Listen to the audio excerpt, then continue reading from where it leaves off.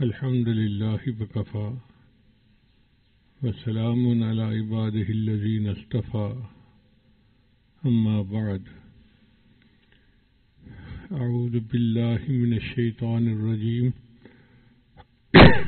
بسم الله الرحمن الرحيم ألم تر كيف ضرب الله مثلا كلمة طيبة كشجرة طيبة أصلها ثابت وفرعها في السماء سبحان ربك رب العزة عما يصفون وسلام على المرسلين والحمد لله رب العالمين اللهم صل على سيدنا محمد وعلى آل سيدنا محمد وبارك وسلم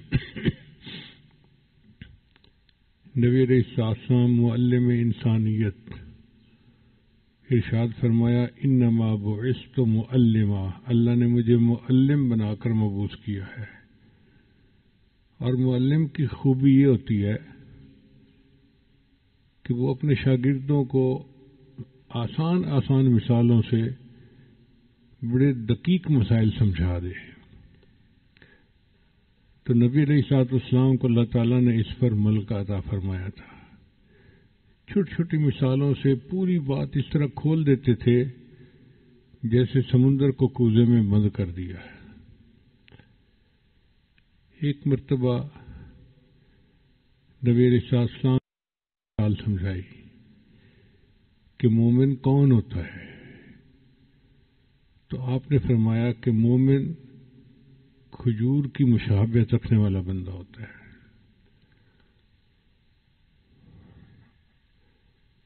بات اس طرح سے چلی کہ نبی علیہ السلام نے سوال پوچھا، وہ کون سا درخت ہے جو خزاں میں پتے نہیں گراتا اور ہمیشہ پھل دیتا ہے اور بہت فائدہ مند ہے؟ تو صحابہ کرام نے کئی درختوں کے نام لینے شروع کر دیے جو جنگلی درخت تھے۔ عبداللہ ابن عمر اللہ عنہ فرماتے ہیں میں چھوٹا تھا تو میں بیٹھا ہوا تھا، میرے ذہن میں خیال تو آیا کہ یہ کھجور کا درخت ہے، مگر میں بولا نہیں، نے پیش قدمی کرنی مجھے اچھی نہ لگی۔ تھوڑی دیر بعد صحابہ نے کہا اے اللہ کے وسلم آپ ہی بتا دیجئے وہ کون سا درخت ہے؟ تو نبی علیہ السلام نے فرمایا کہ وہ کھجور کا درخت ہے۔ کھجور کا درخت سراپا خیر ہوتا ہے۔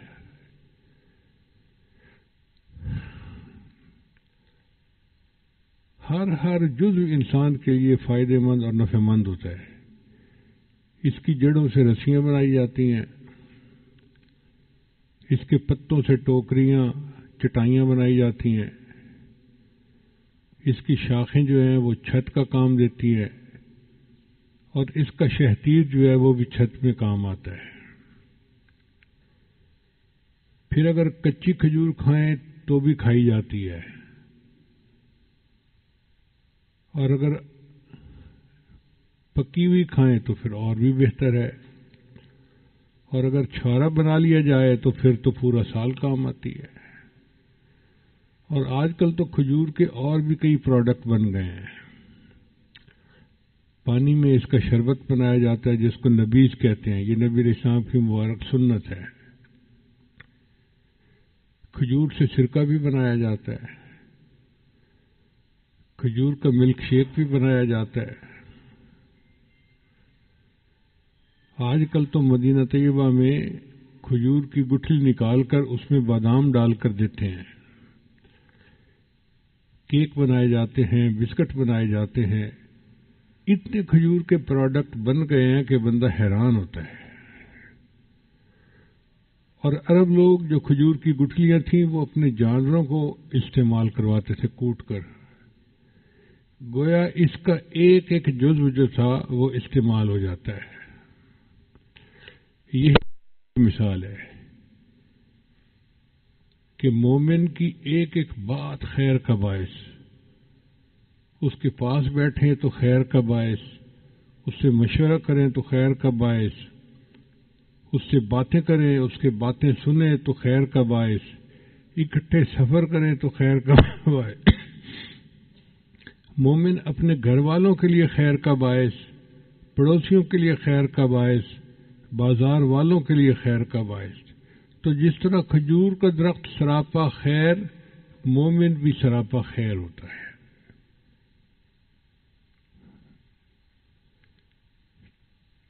چنانچہ حدیث مبارکہ میں ہے کہ مومن کی مثال کھجور کے درخت کی طرح ہے. اگر آپ اس کے قریب بیٹھیں گے تو وہ آپ کو فائدہ پہنچائے گا. اگر کسی معاملے میں اس کے ساتھ شریک ہوں گے تو وہ آپ کو فائدہ پہنچائے گا. اگر آپ اس سے مشورہ کریں گے تو وہ آپ کو فائدہ پہنچائے گا. اگر آپ اس کی ہمنشینی اختیار کریں گے تو وہ آپ کو فائدہ پہنچائے گا. اور اس کے سارے پانی پر مبنی ہے. ایسے ہی کھجور کا درخت ہوتا ہے. نبی علیہ السلام نے ارشاد فرمایا کہ تم میں سے بہتر وہ ہے جس سے لوگ بھلائی کی امید رکھیں اور اس کے شر سے بے خوف ہوں. یعنی ان کو یہ ڈر نہ ہو کہ یہ ہمیں نقصان پہنچائے گا. ان کو پتہ ہے کہ یہ اچھا بندہ ہے، یہ نقصان نہیں پہنچا سکتا. اور بدترین شخص وہ ہے جس سے نیکی کی امید نہ ہو اور اس کے شر سے بھی لوگ محفوظ نہ ہوں.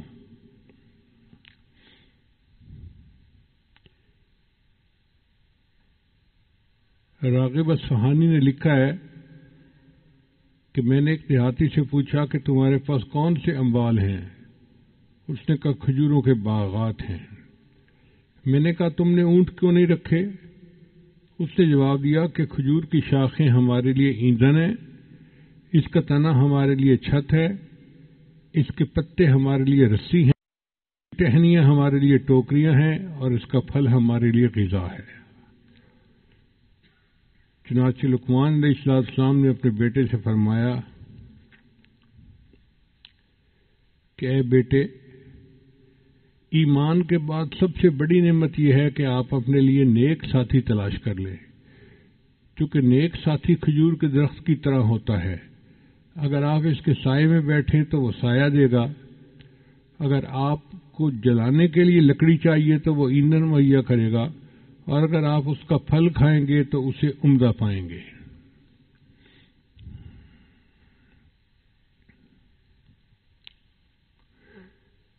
مومن کی زندگی میں سراپا خیر ہوتی ہے، بلکہ مومن کی موت بھی خیر کا باعث ہوتی ہے. امام احمد بن حنبل رحمۃ اللہ علیہ کے جنازے کو دیکھ کر ہزاروں نصرانی مسلمان ہو گئے تھے. یعنی ان کی موت بھی لوگوں کے لیے ہدایت کا سبب بن گئی. اتنی تو خیر ہوتی ہے نا مومن میں. کچھ ایسے لوگ ہوتے ہیں کہ جو کسی اللہ والے کا جنازہ پڑھ لیں تو ان کی، اور کچھ ایسے بھی ہوتے ہیں کہ جو جنازہ پڑھتے ہیں تو میت کی بخشش ہو جاتی ہے. اپنا اپنا درجہ ہوتا ہے.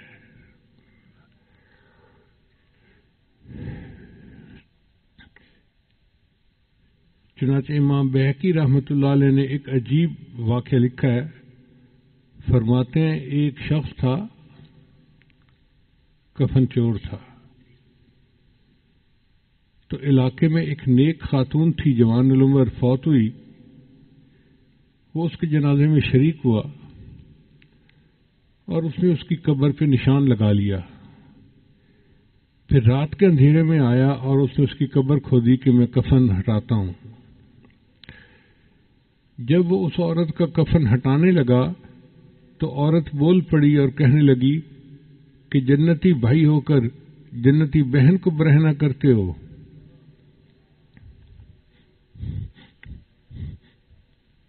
تو وہ گھبرا گیا. اس نے کہا تو جنتی ہے کہ تو نیک عورت ہے، پاک دامن عورت ہے، میں کہاں سے جنتی بن گیا؟ اس نے کہا اس لیے کہ تم نے میرا جنازہ پڑھا ہے اور میرے اللہ نے فیصلہ کر دیا ہے کہ جس نے میرا جنازہ پڑھا اس کی اللہ نے مغفرت فرما دی.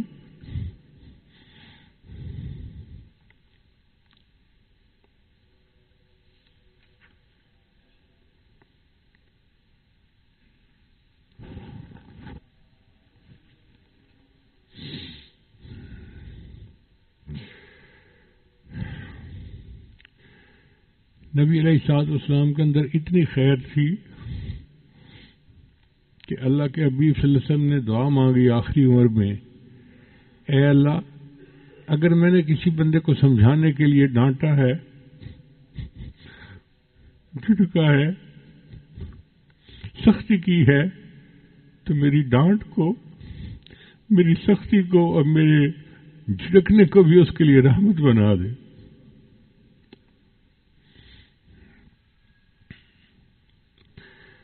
پھر کھجور کے اندر دوسری صفت برکت ہوتی ہے۔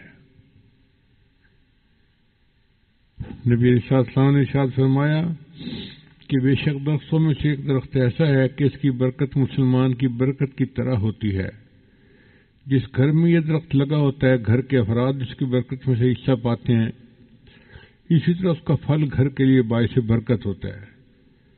مسلم شریف کی روایت ہے کہ نبی علیہ السلام نے ارشاد فرمایا، عائشہ لا یجوع اہل بیت عندہم التمر، کہ جس گھر کے اندر کھجوریں ہوں وہ لوگ بھوکے نہیں رہتے ہیں، اس گھر میں بھوک نہیں آتی، اگر بھوک آئے تو وہ کھجور کھا سکتے ہیں۔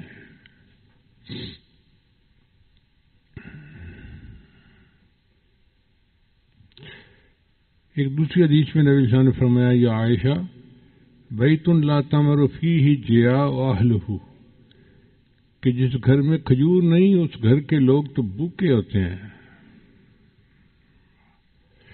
ایسی مومن کا وجود بھی باعث برکت ہوتا ہے، جہاں سے گزرتا ہے وہاں اس کی برکت ظاہر ہوتی ہے، جہاں رہتا ہے وہاں اس کی برکت ظاہر ہوتی ہے۔ قرآن پاک میں اللہ تعالیٰ نے حضرت عیسیٰ علیہ السلام کے بارے میں فرمایا، وَجَعَلْنِي مُبَارَكًا أَيْنَمَا كُنْتُ، یہ عیسیٰ علیہ السلام کا قول ہے، قرآن میں نقل ہوا۔ تو مبارکن سے مراد کثیر الخیر والعطا، اللہ نے ان کو کثیر الخیر والعطا بنایا تھا، وہ مبارک تھے۔ اس لیے جو اللہ والے ہوتے ہیں وہ بھی مبارک ہستیاں ہوتی ہیں، کثیر الخیر اور کثیر العطا ہوتے ہیں۔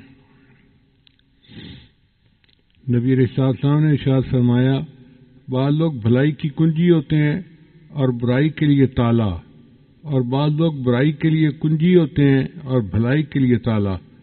سو مبارک ہے اس شخص کو جس کے ہاتھوں میں اللہ نے خیر کی کنجیاں رکھ دی ہیں، اور بربادی ہو اس شخص کے لیے جس کے ہاتھوں میں شر کی کنجیاں ہیں۔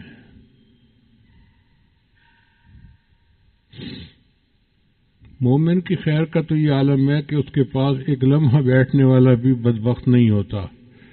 حدیث مبارکہ میں ہے، ہم رجال اللہ یشقى جلیسہم، یہ ایسے لوگ ہیں کہ جن کے پاس بیٹھنے والا بدبخت نہیں ہو سکتا۔ یہ علامہ ابن قیم رحمۃ اللہ نے لکھا ہے، ھذا من برکت علیہم علی نفوسہم وعلی جلیسہم۔ قرآن مجید میں اللہ تعالیٰ ارشاد فرماتے ہیں، لو تزیلوا لعذبنا الذین کفروا منہم عذابا علیما، اگر یہ مسلمان لوگ ہٹ جائیں تو ہم تو کافروں کو بہت دردناک عذاب دیں، یعنی کافروں پہ جو عذاب رکے ہوئے ہیں وہ مسلمانوں کی برکت سے رکے ہوئے ہیں۔ پھر ایک مناسبت اور بھی ہے کہ کھجور کے پتے نہیں گرتے، بعض درخت ہوتے ہیں نا ان کے پتے گرتے ہیں خوب، کھجور کے پتے نہیں گرتے۔ حدیث مبارکہ میں آیا ہے، مومن کی مثال ایک سرسبز درخت کی مانند ہے جس کے پتے نہیں گرتے، اسی طرح مسلمان کی دعا ضائع نہیں ہوتی۔ مسلمان بندہ جو بھی دعا مانگتا ہے اللہ قبول فرماتے ہیں، لیکن قبول فرمانے کی چند صورتیں ہیں۔ ایک صورت تو یہ ہے کہ جیسے مانگی ویسے قبول ہو گئی، اور ایک صورت یہ ہے کہ جیسے مانگی ویسے قبول ہونا اس کے حق میں بہتر نہیں تھا، تو اللہ تعالیٰ اس دعا کے بدلے دوسری نعمت عطا فرما دیتے ہیں۔ ایکسیڈنٹ سے بچا لیا، کسی بڑی مصیبت سے بچا لیا، سے حفاظت ہے، یہ بھی دعا کی قبولیت ہی کا ایک انداز ہوتا ہے۔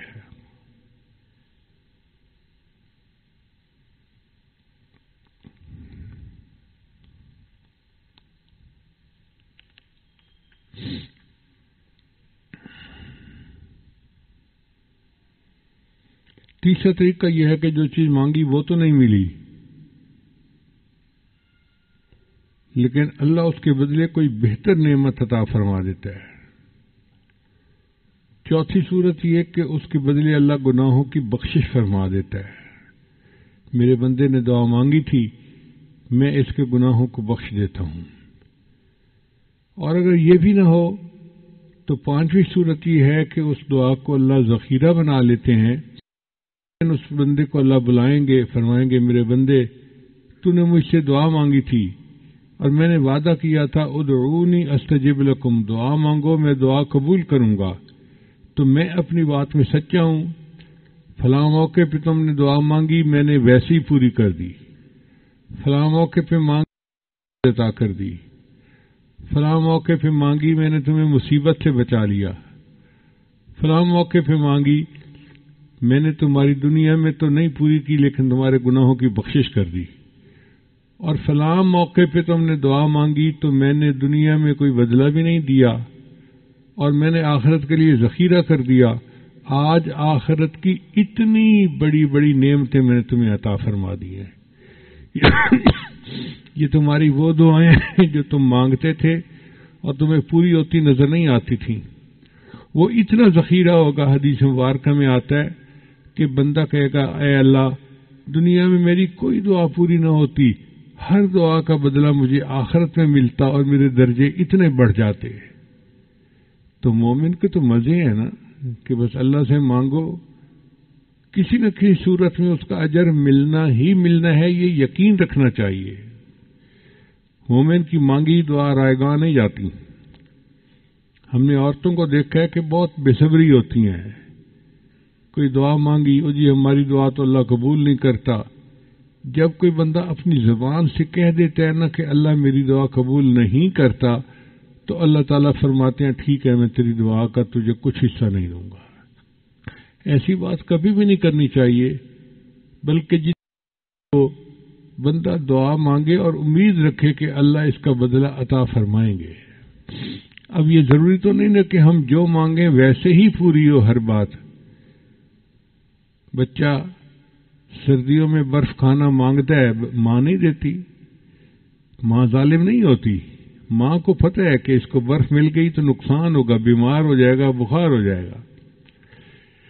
اسی طرح بندہ مانگتا ہے اللہ مجھے خوب پیسے دے دے، اللہ جانتے ہیں اگر اس کو پیسے مل گئے تو یہ بے راہ روی کا شکار ہوگا اور جہنم کا ایندھن بن جائے گا، اللہ نہیں دیتے۔ تو اللہ ظالم نہیں ہے، اللہ تعالیٰ رحیم و کریم ہے، مگر بندے کی بہتری دیکھتے ہیں اللہ تعالیٰ۔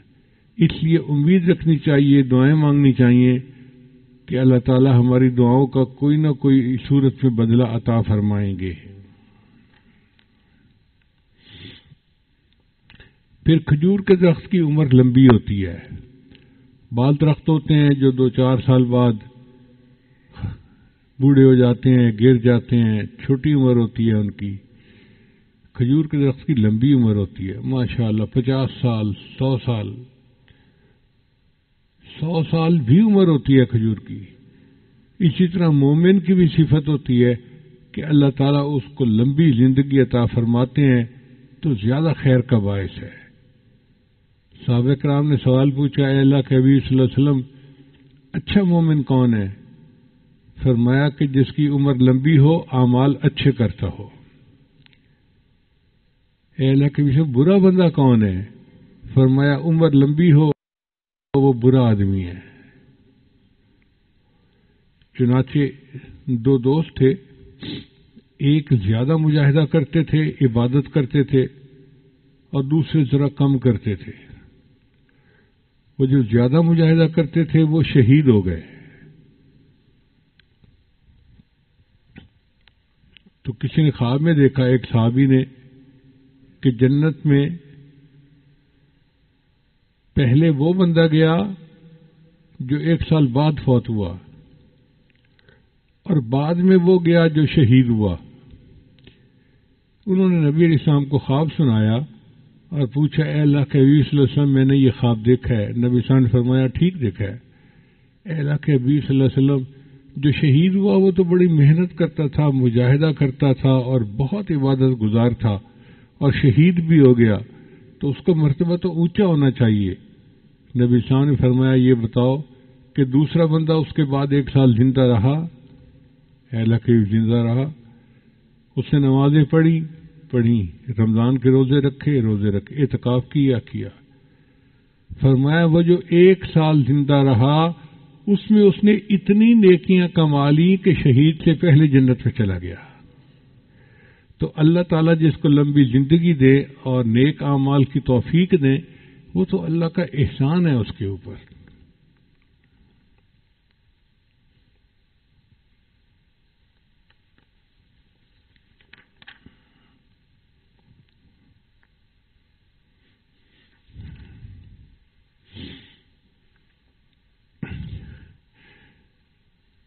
پھر کھجور کی ایک صفت یہ ہے کہ اس کا پھل استعمال کرنا آسان ہوتا ہے،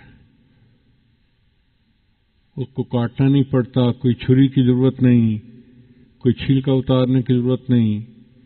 آپ کھجور کا پھل توڑیں اور منہ میں ڈالیں، اس کو کھائیں، استعمال کر سکتے ہیں۔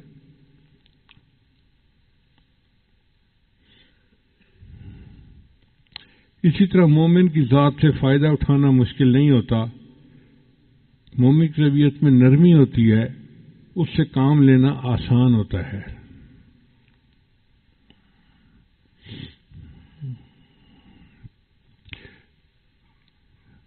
حضرت مقبول رحمۃ اللہ علیہ فرماتے ہیں کہ رسول اللہ صلی اللہ علیہ وسلم نے فرمایا ایمان رکھنے والے لوگ بردبار، نرم خو اور فرما بردار ہوتے ہیں، اس اونٹ کی طرح جس کی ناک میں نکیل ہوتی ہے، اگر اس اونٹ کو کھینچا جائے تو چلا آتا ہے، اگر پتھر پر بٹھایا جائے تو پتھر پر بیٹھ جاتا ہے۔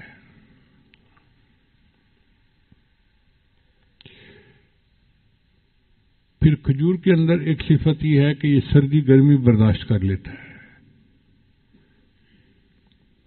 موسم جس طرح کا بھی ہو یہ ہر موسم کو برداشت کر لیتا ہے اور ہمیشہ سرسبز رہتا ہے، سدا بہار ہے۔ موسم کی ناموافق حالات، مصیبتیں اور پریشانیاں اس کو متاثر نہیں کرتی، تیز ہوائیں اس کی ٹہنیوں کو متاثر نہیں کرتی۔ ایسی مومن بندہ ہوتا ہے کہ ناموافق حالات میں وہ متاثر نہیں ہوتا، بلکہ ہر حال میں وہ اپنے اعمال کے اوپر جمع رہتا ہے اور استقامت کے ساتھ اعمال کرتا رہتا ہے۔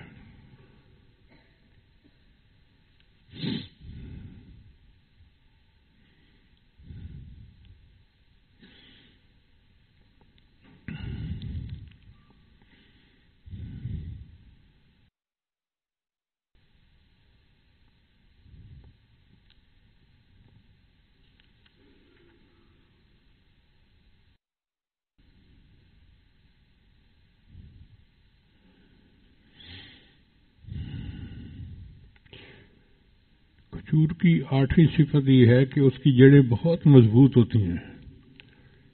کھجور کی جڑیں بہت لمبی نیچے چلی جاتی ہیں زمین کے اندر اور بہت مضبوط ہوتی ہیں۔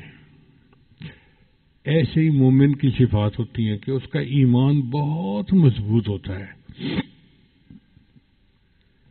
آپ اندازہ لگائیے کہ صحابہ کرام پر کتنی سختیاں کی گئیں۔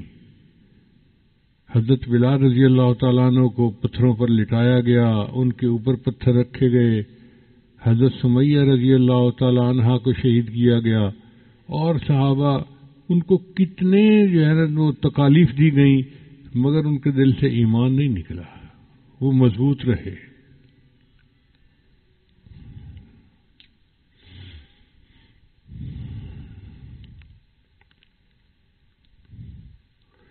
جس طرح کھجور کی شاخیں اوپر کو اٹھتی ہیں، اسی طرح مومن کے نیک اعمال مسلسل اوپر جاتے رہتے ہیں۔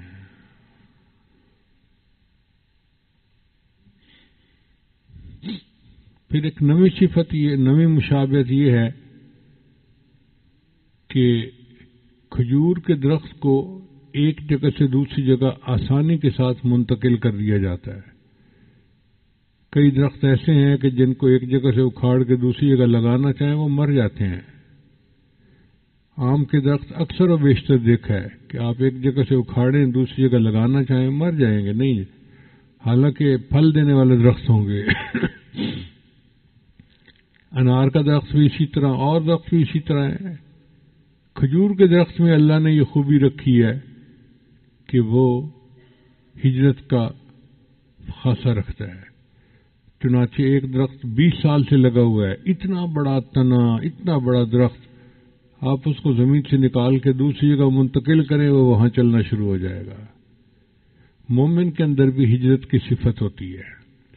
چنانچہ ہمارے حضرات علماء محدثین فقہا انہوں نے دین کی خاطر ہجرت کی. امام شافعی رحمۃ اللہ علیہ رہنے والے کہاں کے تھے؟ مصر آ کر آباد ہوئے اور اللہ نے وہاں ان سے دین کا کام لیا.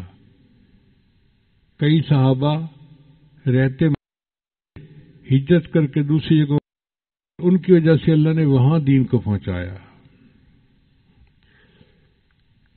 تو مومن کے اندر ہوتی ہے دین کی خاطر اگر کسی بندے کو ہجرت کرنا پڑے تو مومن کے لیے آسان ہوتا ہے.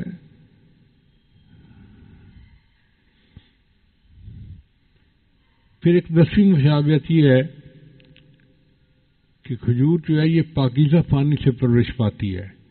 بعض درخت ہیں ان کو گندا پانی دیا جائے تو وہ خوب پھل پھول دیتے ہیں. کھجور کا درخت تازہ پاکیزہ پانی سے پرورش پاتا ہے. مومن کی بھی یہی مثال ہے کہ حلال مال سے وہ پرورش پاتا ہے اور پھر اللہ اس کو نیک اعمال کی توفیق عطا فرماتے ہیں. ایک 11ویں مناسبت یہ ہے کہ کھجور ہم وقت تازہ، ہر وقت تازہ. یعنی اس میں ایسا نہیں ہے کہ جی کھجور آپ کو صبح کے وقت پھل دے گی، رات کو نہیں دے گی، دوپہر کو دے گی، شام کو نہیں دے گی. 24 گھنٹے میں جس وقت آپ چاہیں آپ کھجور کا درخت لے سکتے ہیں، آپ اس کا پھل تازہ پائیں گے. اسی طرح مومن بھی اعمال کے اعتبار سے ہر وقت تر و تازہ ہوتا ہے.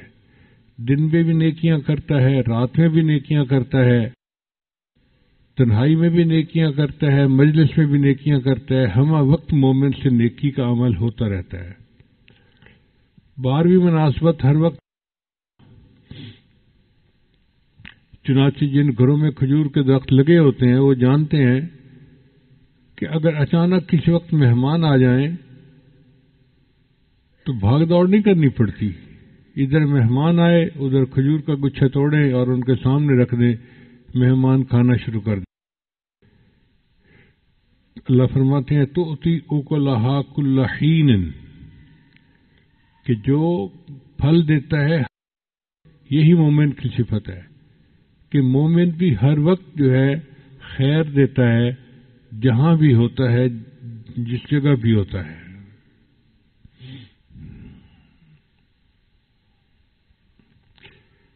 سیدہ عائشہ رضی اللہ عنہا نے نبی علیہ السلام سے اے اللہ کے حبیب صلی اللہ علیہ وسلم کون سا عمل اللہ کو سب سے زیادہ پسند ہے؟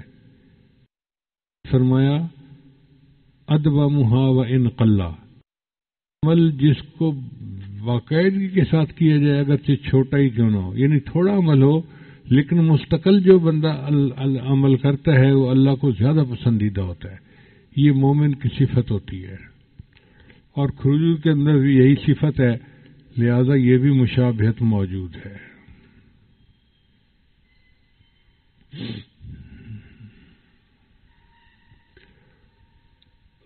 کھجور کے اندر ایک گوبھ ہوتا ہے جس کو جمار کہتے ہیں عربی میں، وہ نرم ہوتا ہے، اس کو کھانے کا بہت مزہ آتا ہے.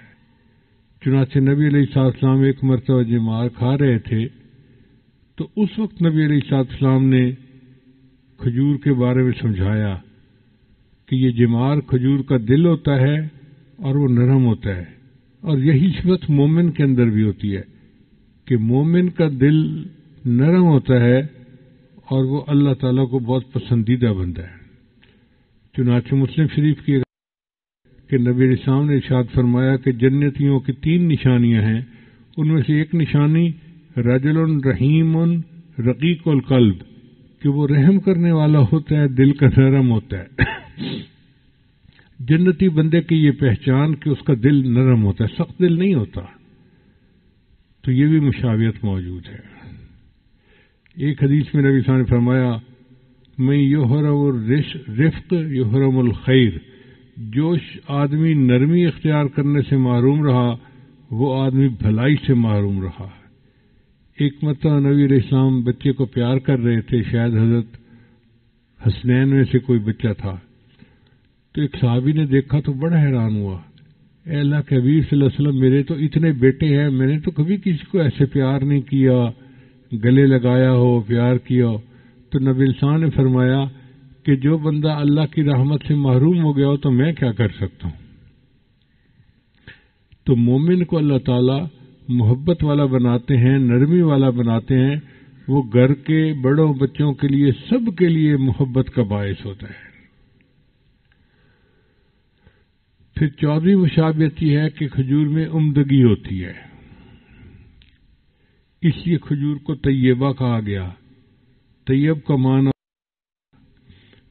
کھجور کا درخت دیکھنے میں عمدہ، اس کا پھل کھانے میں عمدہ، منفعت میں عمدہ، ایسے ہی مومن طیب ہوتا ہے۔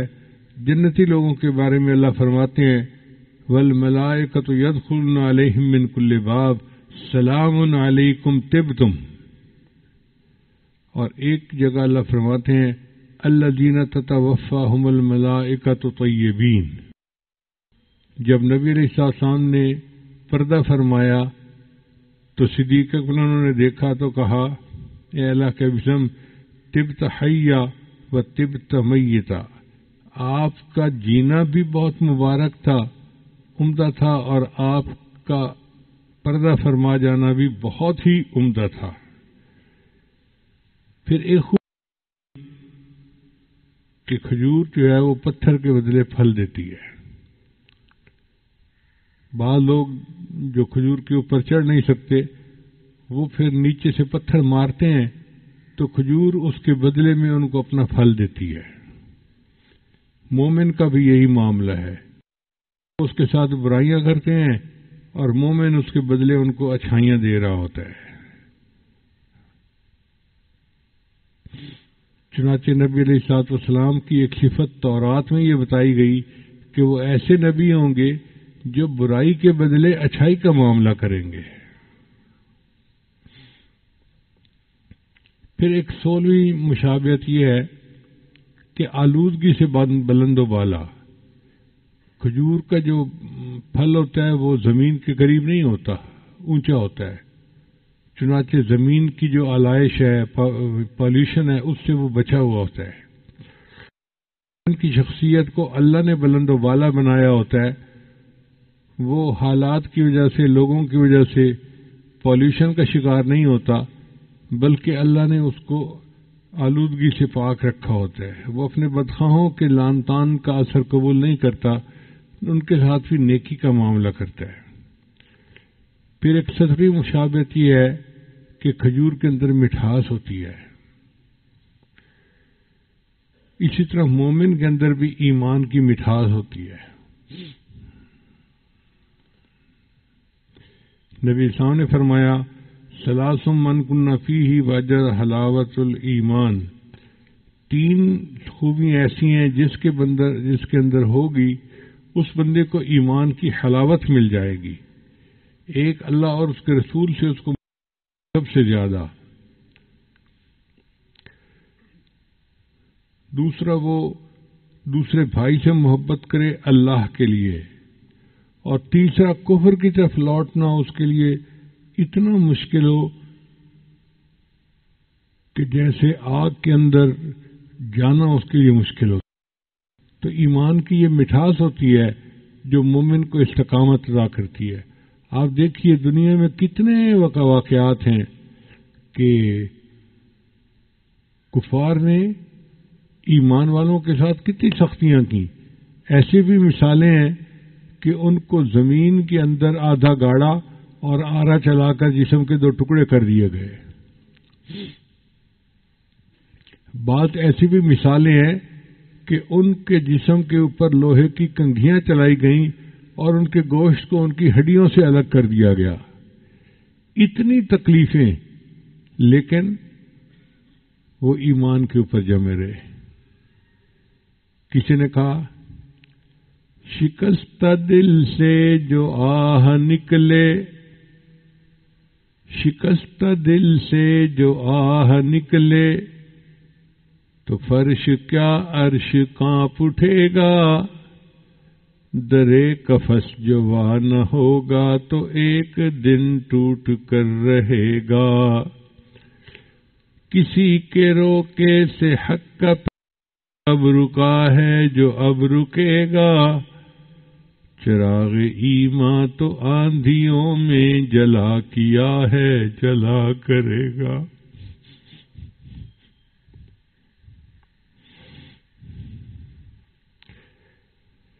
پھر کھجور کے اندر ایک خوبی یہ بھی ہے کہ وہ اپنا دفاع اور اپنی حفاظت خود کرتا ہے.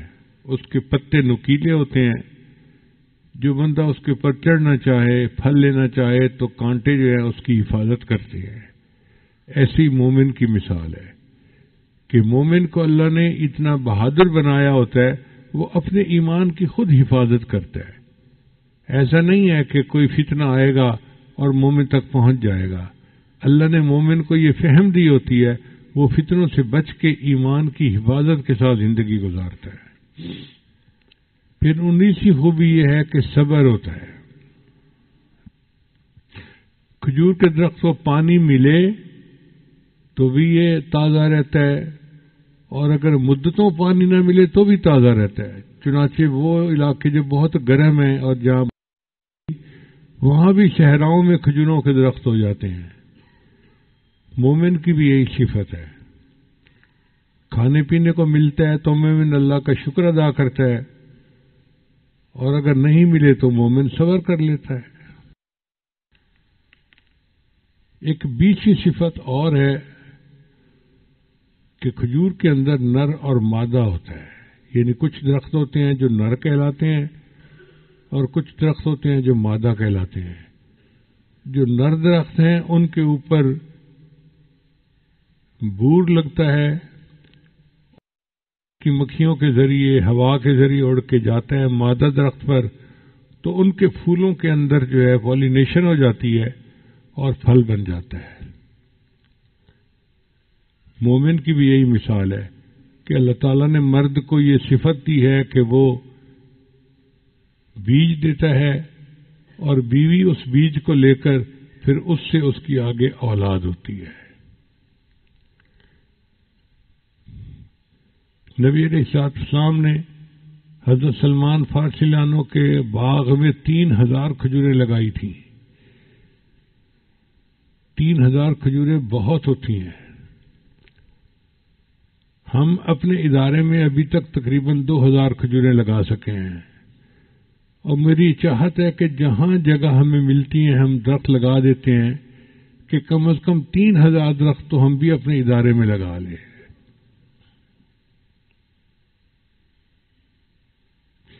ہمیں بھی پہلے پتہ نہیں تھا اس بات کا کہ نر اور مادہ اس میں ہوتا ہے.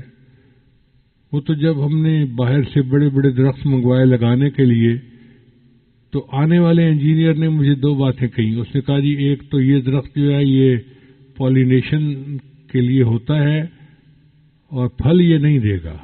ہم نے وہ بھی لگوائے. اور دوسرے اس نے کہا کہ یہ مادہ درخت ہے یہ پھل دے گا. پھر اس نے ایک بات اور کہی. اس نے کہا کہ جب اس درخت کو ایک جگہ سے دوسری جگہ لگایا جاتا ہے تو یہ درخت دیکھنے میں بالکل خشک ہو جاتا ہے. آپ نے پریشان نہیں ہونا، یہ درخت کا معمول ہی ایسا ہے، مگر اندر سے پھر یہ سبز ہونا شروع ہو جائے گا اور پورا درخت سرسبز ہو جائے گا. اب اتنے بڑے بڑے درخت ہم نے ٹرک پہ منگائے، اتنی مشکل سے لگائے.